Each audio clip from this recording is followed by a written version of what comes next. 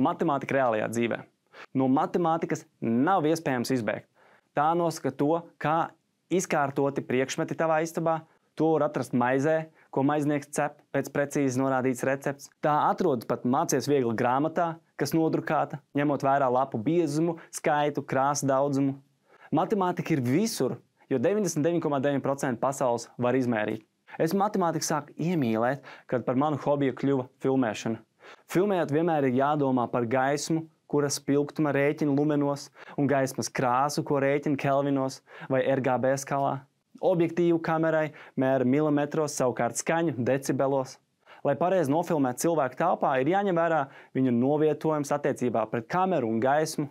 Ir jāsaprot dažādi kadrējuma likumi, kas arī izmērām matemātiskās formulās. Protams, visus šos aprēķinus kā glazūru pārklāja māksla un kreativitāte, piešķirot uzfilmētājiem unikalitāti. Taču es neskaitāmas reizes esmu redzējis, ka cilvēks ar disciplinētu darbu un matemātisku pieeju apsteidz talantīgos. Izniekots talants ir tāds, kas netiek disciplināri realizēts. Uzdevums.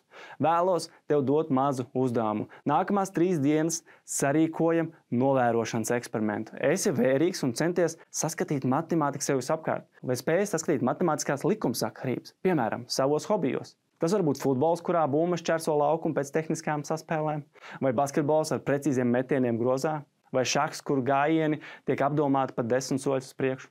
Es pats nodarbojos ar skvošu spēlēšanu. Tas ir sporta veids, kurā ir ļoti svarīgi izprast fizikas likumus, jo bumbiņa tiek atsista pret visām 4 sienām, visneiedomājamākajos veidos.